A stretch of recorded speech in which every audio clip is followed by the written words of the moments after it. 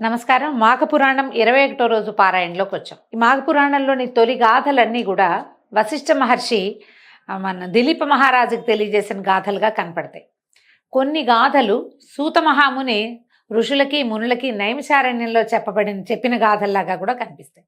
అయితే ఇప్పుడు ప్రస్తుతం మనం చదువుతున్న గాథ ఏంటంటే, దత్తాత్రేయ స్వామివారు త్రిమూర్త్యాత్మక స్వరూపుడు బ్రహ్మ విష్ణు మహేశ్వరుల అంశతోటి జన్మించాడు.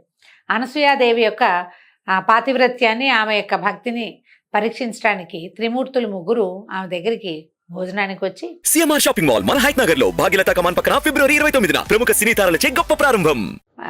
వివస్త్రగా మాకు వడ్డించమంటే ఆ ముగ్గురిని పసిబా బిడ్డల్ని చేసి వివస్త్రగా పిల్లలకి పాలిచ్చి పడుకోబెట్టిందట ఆవిడ. అయితే మళ్ళీ తర్వాత బ్రహ్మ విష్ణు మహేశ్వరులకి పూర్వరూపాలు వచ్చినప్పుడు వారిని కోరుకుంది, మీ ముగ్గురు కలిసి నాకు సంతానంగా జన్మించండి అని. ఆ ముగ్గురు సంతానంగా జన్మించిన వాళ్ళే చంద్రుడు, దూర్వాస మహాముని, తర్వాత దత్తాత్రేయుడు. దత్తాత్రేయుడిలో ముగ్గురి అంశలు ఒకేసారి రూపుదిద్దుకున్న స్వరూపంగా మనకి కనిపిస్తాడు. దత్తాత్రేయ స్వరూపమే చాలా విచిత్రంగా ఆశ్చర్యజనకంగా ఉంటుంది. అయితే ఈ లోక కళ్యాణార్థమే దత్తాత్రేయుడు అవతరించాడని చెప్తారు. దత్తాత్రేయుని కాలంలో మాహిష్మతి అనే నగరానికి రాజధానిగా చేసుకుని కార్తవీర్యార్జునుడు అనే మహారాజు పరిపాలించేవాడు. క్షత్రియుడైనటువంటి కార్తవీర్యార్జునుడు మహావిష్ణువు యొక్క ఆయుధమైన సుదర్శన చక్రం యొక్క అంశావతారంగా చెప్పబడతారు. అయితే ఈ కార్తవీర్యార్జునుడికి దత్తాత్రేయుల మీద భక్తి గురి ఉన్నాయి. ఆయనే ఇతని గురువు అనమాట. ఈ క్షత్రియ రాజుకి గురువు దత్తాత్రేయుడు. క్షత్రియుల్లో మేటి అనిపించుకున్న కార్తవీర్యార్జునుడు ఒకసారి తన గురువు అయినటువంటి దత్తాత్రేయుల వారి ఆశ్రమానికి వెళ్ళి, మీ దయ వలన అనేక విషయాలు, ధర్మ సందేహాలకి సమాధానాలు తెలుసుకున్నాను, కానీ మాఘమాస విశిష్టత, మాఘమాస వ్రత విధానం గురించి నాకేం తెలీదు, దాని గురించి తెలియజేయమంటే అప్పుడు దత్తాత్రేయుల వారు కార్తవీర్యార్జునుడికి తెలియజేసిన గాథని మనం వింటున్నాం. ఓ రాజా, భరతఖండం పుణ్యనదులకు పుట్టినిల్లు. ఇక్కడున్న నీ నదులు ప్రపంచంలో ఇంకెక్కడా లేవు. వీటిల్లో ప్రధానమైనవి 12. బృహస్పతి ఒక్కొక్క సంవత్సరము ఒక్కొక్క రాశిలో సంచరించినప్పుడు ఆయా నదులకి పుష్కరాలు వస్తాయి. అట్టి పవిత్రమైన నదులలో స్నానం చేసి దాన ధర్మాలు చేస్తే విశేషమైన ఫలితం సిద్ధిస్తుంది. మనకు తెలుసు, ఈ సంవత్సరము గంగా నదికి పుష్కరాలు సంభవించినాయి.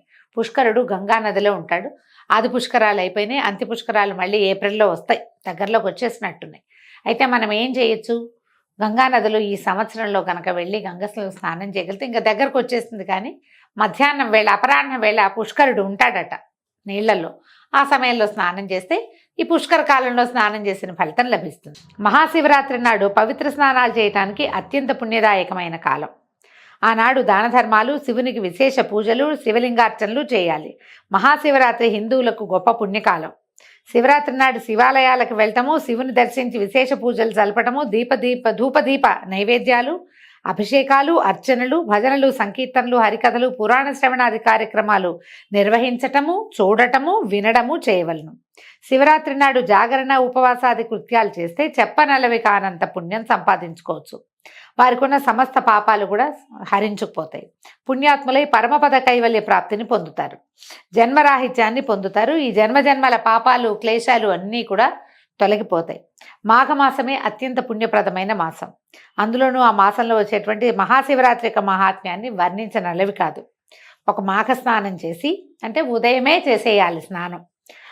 ఒక సద్బ్రాహ్మణుడికి దాన ధర్మాలు చేస్తే పంచమహాపాతకాలు పటాపంచలైపోతాయి, ముక్తి పదాన్ని పొందగలుగుతాం. దీనికి నిదర్శనంగా ఒక గాథ చెప్తానని దత్తాత్రేయుల వారు సెలవిచ్చిన గాథని మనం వింటున్నాం అన్నమాట. పూర్వం గంగానదీ తీరంలో ఉత్తర భాగమందు భాగ్యనగరం అనే పట్టణం ఉండేది. పేరుకు తగినట్టుగా ఆ పట్టణంలోని సమస్త జనులు మిక్కిలి ఐశ్వర్యవంతులుగా కనపడుతూ ఉండేవారు. అందులో హేమాంబరుడు అనే ఒక గొప్ప వైశ్యుడు ఉండేవాడు. అతను అత్యంత భాగ్యశాలిట. అతనికి 2 కుమారులు ఉన్నారు. తండ్రి ధనార్జనలో కడు నేర్పరిగా ప్రసిద్ధికెక్కాడు. వ్యాపారస్తులు ఒక్కొక్కళ్ళు ట్యాక్ట్ఫుల్గా వ్యాపారం చేస్తారు, వాళ్ళకి ఎక్కువ సంపాదన ఉంటుంది. దానికి విరుద్ధంగా కుమారులిద్దరూ ఖర్చు పెట్టడంలో అత్యంత నేర్పరులుగా ఉన్నారనమాట. ఎంత బాగా డబ్బులు ఖర్చు పెట్టచ్చో వాళ్ళని చూసే నేర్చుకోవచ్చట. డబ్బు సంపాదించడం నేర్చుకోండి ప్రతిరోజు కొడుకులిద్దరికీ హితబోధలు చేసేవాడట హేమాంబరుడు. కానీ వాళ్ళిద్దరూ వినిపించుకునేవాళ్ళు కాదు.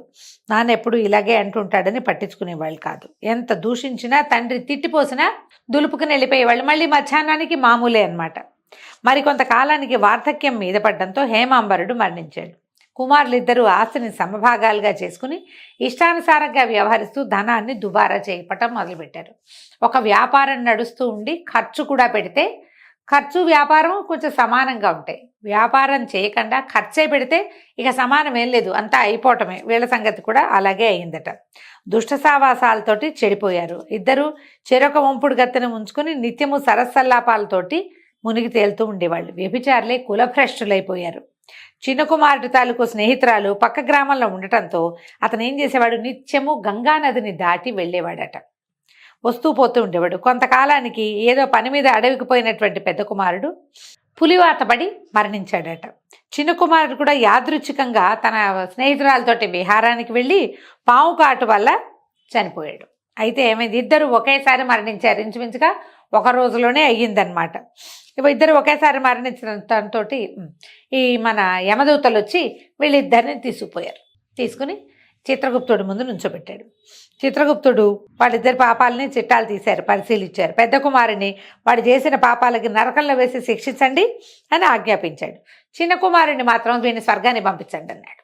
అనేసరికి పెద్ద కుమారుడు అడిగాడు, అయ్యా మేమిద్దరం అన్నదమ్ములం, ఒకే తండ్రి పిల్లలం, ఇద్దరం ఒకే తరహాలో పాపాలు చేసాం. మేమిద్దరం మా నాన్న మాట ఏనాడు వినలేదు. మాకు పూజ భక్తి ఏమీ లేవు. మేము ఏనాడు ఉపవాసాలు తీర్థాటనలు ఏమీ చేయలేదు. నేను ఎలాంటి వాడినో వీడు కూడా అలాంటి వాడే. వాడిది దుర్మరణమే, నాది దుర్మరణమే. నాకు కూడా అన్ని రకాల దుర్వ్యసనాలు ఉన్నాయి. నాతో పాటు మా తమ్ముడు ఎక్కడ తక్కువ తినలేదండి, వాడికి సమస్తము ఉన్నాయి. ఒకే తరహా పాపాలు చేసిన మా ఇద్దరికి నాకేమో నరక ప్రాప్తి, వాడికేమో స్వర్గప్రాప్తి ఎట్టా కలిగింది? ఇదే న్యాయం? చేసిన ఒకే పాపానికి ఇంత వివక్ష తగున? నేను పెద్దవాడిని అవడం వల్ల నాకు బుద్ధి లేదని నన్ను అక్కడ పంపించి చిన్నపిల్లాడు వాడికి ఏం తెలియదని వాడిని స్వర్గాన్ని పంపుతారా అని అడిగాడు. అడిగితే చిత్రగుప్తుడు అన్నాడు, పోయి తెలుసుకోనైనా పాపపుణ్యాలు నిర్ధారించడంలో ఇక్కడ ఏ విధమైన వివక్షత లేదు, నరకంలో వివక్ష లేదు. ఇంకా మనకి ఇక్కడ భూలోకంలో అయితే రాజులకి ఎవరు లేరు కదండి మనకి, ఇక్కడ మన సంగతులు తెలియజేసేవాళ్ళు. మన అమ్మా నాన్నలు కూడా పెద్దవాళ్ళని చిన్నవాళ్ళని కొంచెం ఈ పాప పుణ్యాలు అప్పుడు పోన్లే వాడికి తెలీదు, పోన్లే తెలిసి చేశాడు అని వివక్ష చూపిస్తారు, పిల్లల్ని క్షమించేస్తారు. కానీ యమధర్మరాజు క్షమించడండి.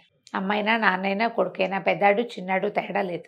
ఎవరినైనా సరే ఒకటే రకంగా చీల్చి చెండాడి వీడు చేసింది ఇది మంచి ఇది చెడు, ఇందులో ఒక్క ఆవగించంత మంచి చేశాడు కాబట్టి కొద్ది రోజులు స్వర్గం వాసన చూపించి తీసుకురండి అని తీసుకొస్తారు.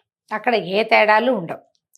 నువ్వేం చెప్తున్నాడు, ఇక్కడ అన్యాయం జరగటం అంటూ ఏముండదు. నువ్వు చేసిన పాపాలకి నరకమే ప్రాప్తిస్తుంది.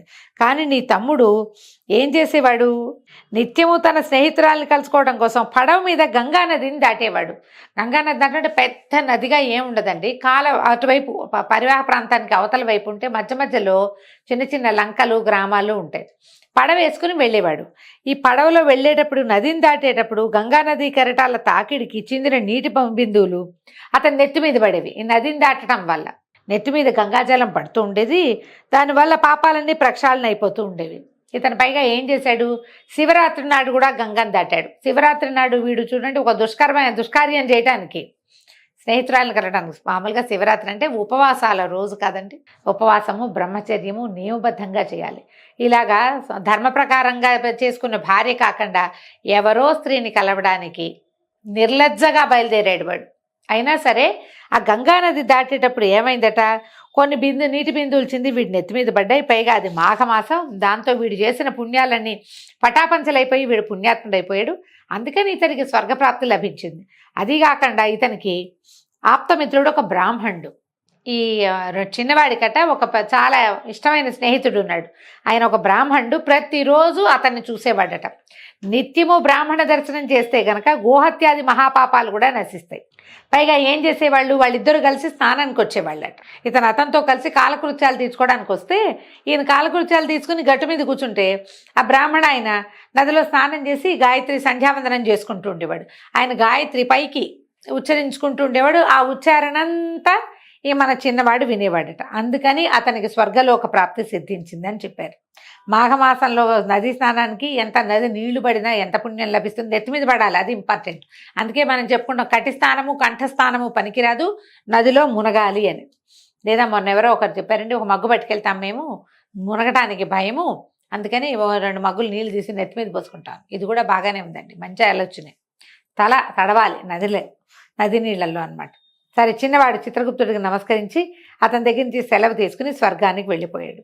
ఇది మాఘమాసంలోని నదీ స్నాన మహిమ అని చెప్తున్నారు. ఇందులో ఆయన ఎవరో గాయత్రి చేసుకుంటుంటే విన్నవాడికి కూడా ఫలితం లభిస్తుందంటే నామపారాయణ గురించి చెప్పుకుంటా ఉండి మనం ఎవరైనా భజన చేస్తున్నారు, నువ్వు భజన చెయ్యవు నోటితోటి, కానీ వాళ్ళని ఏమీ అనకుండా, ఏమిటి దిక్మాల భజనలు, ఈ గోల ఏమిటి, ఈ మైక్ ఏమిటి అని అనకుండా ప్రశాంతంగా విను, నీకు పుణ్యం లభిస్తుంది.